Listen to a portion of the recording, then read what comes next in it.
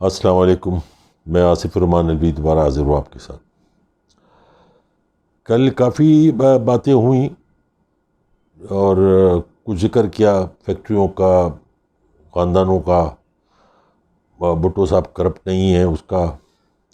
آج کچھ مخصوص کرداروں کا ذکر کرتا ہوں جو بھٹو صاحب کے لیے تمام غلط کام کیا کرتے تھے. شہرت بھی پائی ان لوگوں نے کافی حد تک.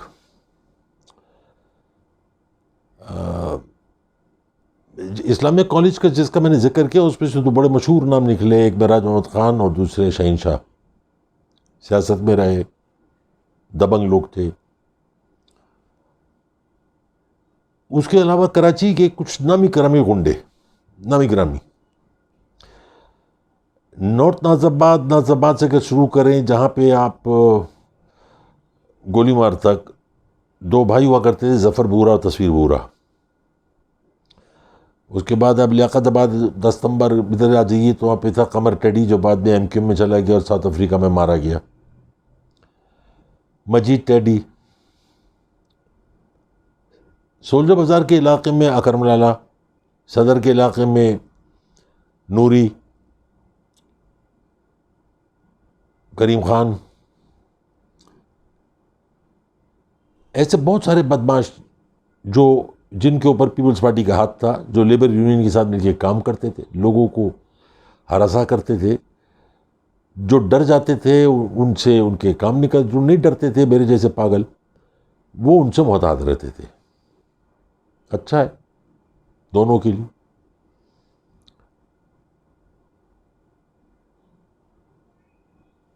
لائنز ایریا میں دو بھائی تھے، تنویرہ اور شبیرہ، 7 فٹ کے. بڑا انت مچایا انہوں نے بھٹو صاحب کے دور میں. قصہ مختصر یہ کہ کوئی کام ایسا ہو جو کرنا ہو اور وہ کام بھٹو صاحب کو نہیں سننا کہ یہ کام نہیں ہو سکتا. ہر کام کے لیے اس کے معیار کے حساب سے ان پہ آدمی موجود تھا. زمینوں پہ قبضہ تو اسی وقت سے شروع کیا تھا. لوگوں کا غائب ہونا، لوگوں کا مرنا، اس میں بھٹو صاحب ماسٹر تھے.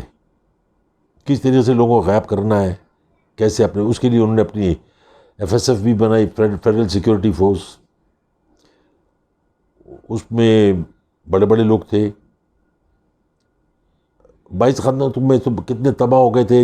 آپ نے نام، میں نے بتایا آپ کو، ہائسنس والے، ولیکا والے. پھر کسی نے آج نام، کسی کو نام پتہ بھی نہیں ہوگا آج. اس زمانے میں ایک تھی ڈائر فیملی، بڑی فیملی تھی. پاکولا والے، تبانی والے.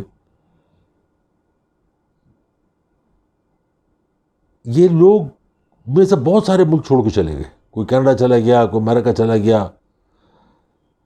حبیب علی محمد صاحب خود تبانی فیملی سے تھے، وہ خود چلے گئے تھے. ایک عجیب کیوس تھا، ایک خوفناک منظر تھا. کوئی اندھیرے میں بھی بھٹو کا نام نہیں لیتا تھا. پتہ نہیں سمہاؤ کسی طرح سے بھٹو تک بات پہنچ جاتی تھی. پھر وہ آدمی تو غائب ہو جاتا تھا، کچھ نہ کچھ ہو جاتا تھا، کوئی حادثہ ہو جاتا تھا. بھٹو کے دور سے پہلے کراچی یا پاکستان کیا شہر تھا، اس کی ایک چھوٹی سی مثال میں آپ کو دیتا ہوں. 1966 میں MA جناح روڈ پہ ایک غریب آدمی بس کے نیچے آ گیا اور وہ مر گیا. لوگوں کے گھروں میں، پورے کراچی شہر میں ایک ماتم تھا. کتنی تکلیف ہوئی ہوگی اس کو، اس کے بچوں کا کیا ہوا ہوگا، اس کے گھر کا خرچہ کیسے چل رہا ہوگا. میرے گھر سمیت، مجھ سمیت لوگوں کے گھروں میں کھانا نہیں پکا. لوگوں نے اس کا گھر ڈھونڈا، اس کی مالی امداد کی، اس کی بیوہ کی، اس کے بچوں کی، راشن ڈالا، پیسے دیے. مجھے یاد ہے ایک صاحب تھے، اللہ تعالیٰ ان کو جنت نصیب کرے، اقبال میمن صاحب. انہوں نے اس کو گھر دیا بنا کے.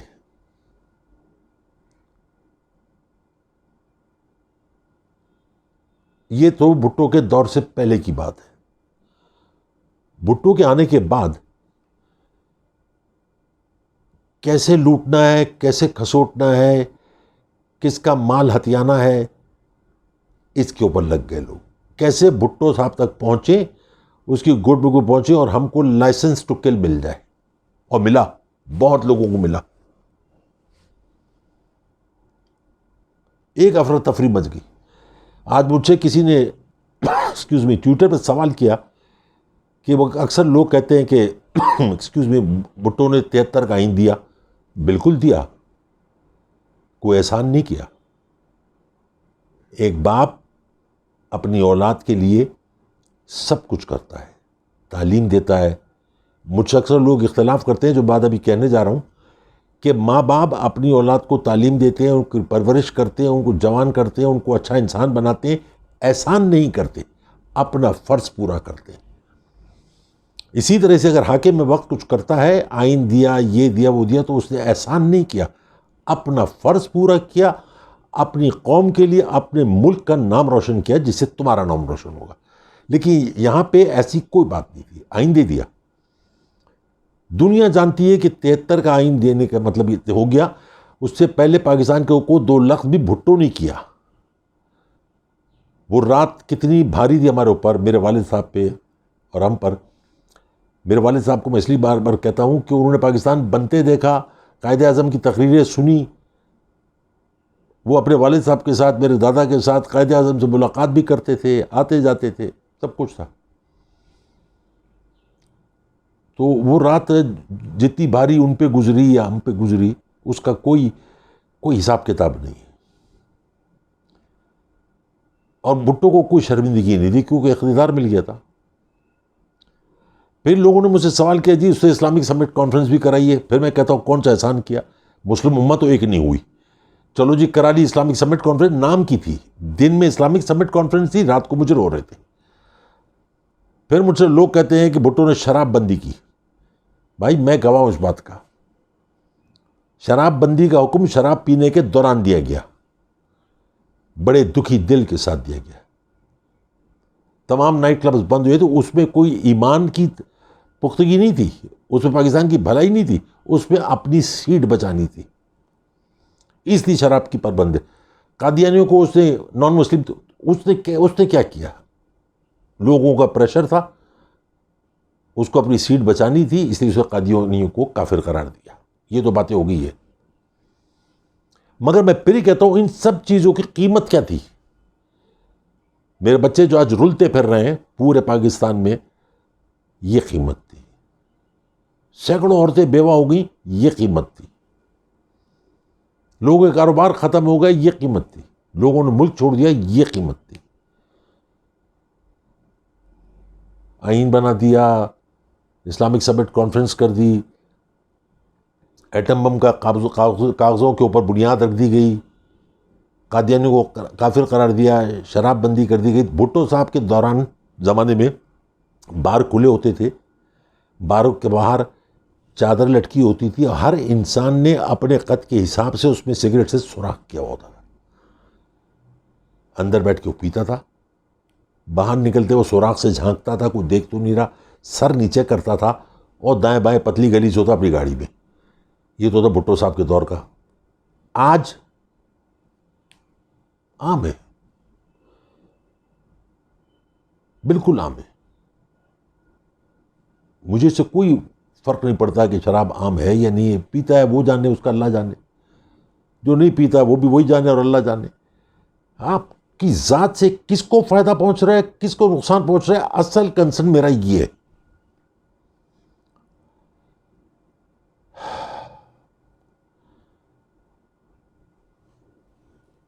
بھٹو صاحب کی اگر پرانی تاریخ میں جائیں، وزیر اعظم بننے سے پہلے، پاکستان بننے کے بعد، تو بھٹو صاحب کے پاس جائیداد کیا تھی؟ لاڑکانہ کا گھر 70 کلفٹن، اور زمین کتنی تھی؟ میری انفارمیشن کے مطابق 43 ایکڑ تھی. وہ ہزاروں ایکڑ میں کیسے بدلی؟ یہ پھر بھٹو تو کرپٹ نہیں تھا، وہ تو بہت ایماندار انسان تھا.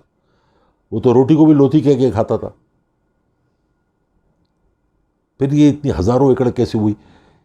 جو 4 بڑے وڈیرے تھے، تکڑے زمیندار تھے، کچیلو، جتوئی، مہر اور یہ پگارا گروپ، ان کی زمینوں پہ ہاتھ نہیں ڈالا، ڈل نہیں سکتا تھا.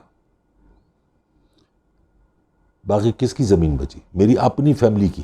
کچھ لوگ تھے جو سندھ میں تھے، ان کو چھوڑ کے جانا پڑ گیا.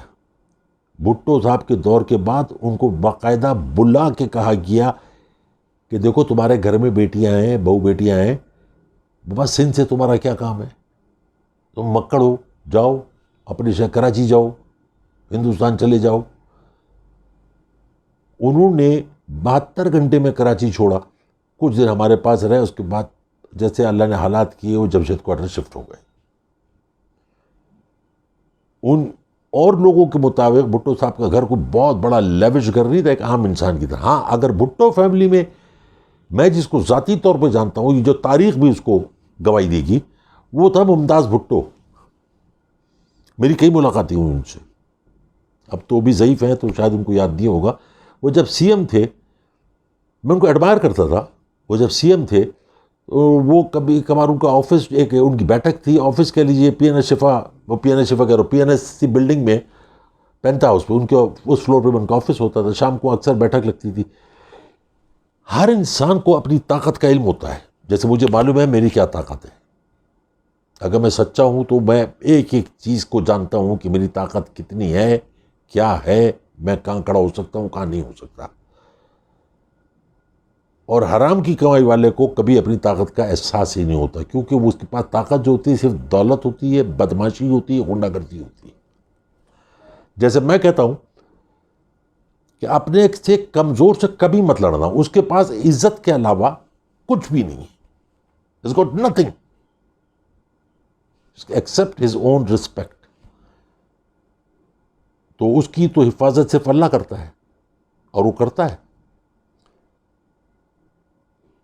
میں نے 2-3 واقعے دیکھے ممتاز بھٹو کے کہ کسی چھوٹا آدمی کو، غریب آدمی کو ٹکرا گیا ہے، کوئی بات ہوئی اور وہ غصے میں آ گیا، اسے نہیں پہچانا، تو ممتاز بھٹو نے گاڑی سے اتر کے اس کو گلے سے لگایا، بولا سائیں معاف کر دو، خیر ہے.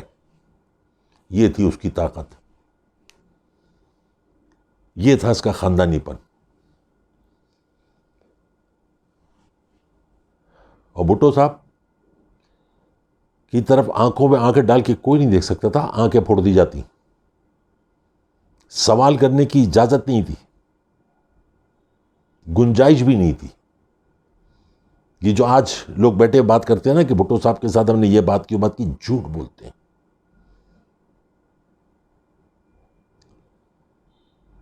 بالکل جھوٹ بولتے ہیں. میرے خیال سے اس کھیپ میں سے ایک قائم علی شاہ رہ گیا، ایک اعتزاز احسن رہ گیا. بلکہ اعتزاز احسن کو دیکھ کے تو مجھے نہایت ہی دکھ ہوتا ہے. خاندانی، پڑھا لکھا، کلچرڈ، اور کیا کر رہا ہے، کس کے پیچھے کھڑا ہے اس ایج میں، جہاں اپنی عزت سے بڑھ کر کوئی چیز نہیں ہوتی. خیر وہ اس کا اپنا پرسنل معاملہ ہے.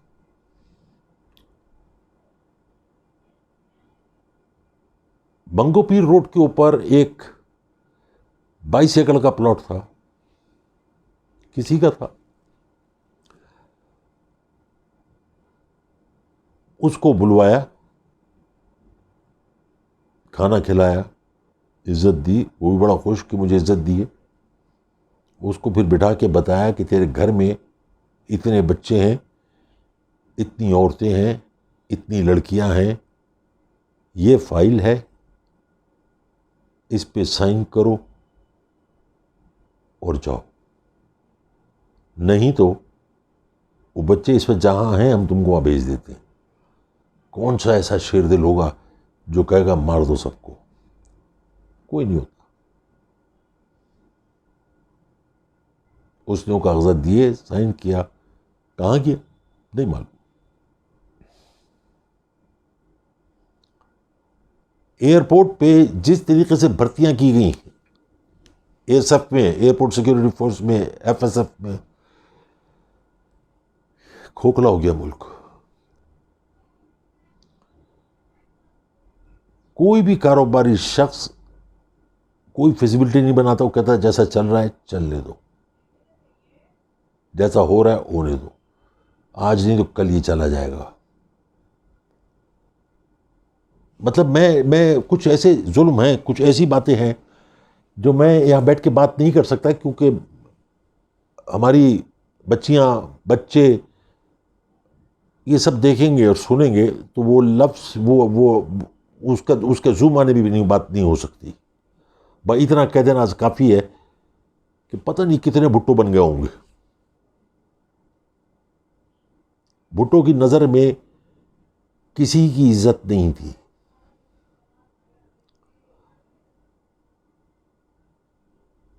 یہ جو بھٹو صاحب کے بارے میں لوگ اتنی تعریف کرتے ہیں، کسی نے آج تک سوچا کہ بلوچستان میں آئل ڈرلنگ کیوں نہیں کی گئی؟ کس لیے نہیں کی گئی؟ کس کے کہنے پہ نہیں کی گئی؟ کیونکہ بلوچستان کی سطح ذرا نیچے ہے، ایران کی ذرا اوپر ہے. نصرت بھٹو کے کہنے پہ نہیں کی گئی.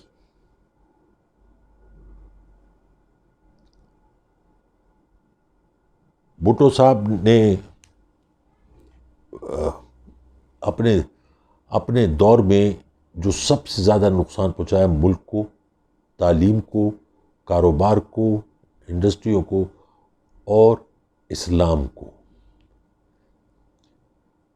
آج جتنے ملا، اس بھٹو سے کے دور سے پہلے ایک ہی اسلام تھا، ایک اللہ کا رسول، ایک قرآن، شرم و حیا، لحاظ مروت.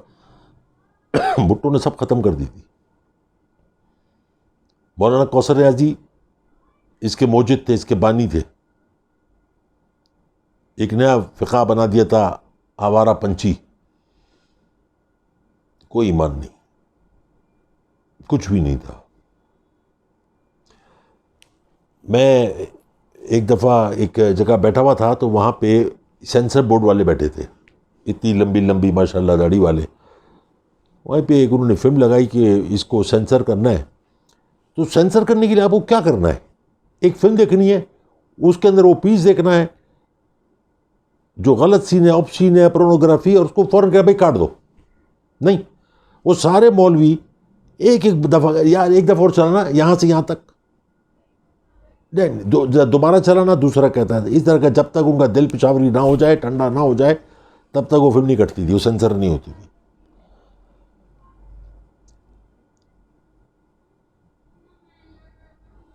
بھٹو کے دور میں یہ تو چلو کاروبار بھی ہو گیا، عزتیں بھی ہو گئیں، سب کچھ ہو گیا.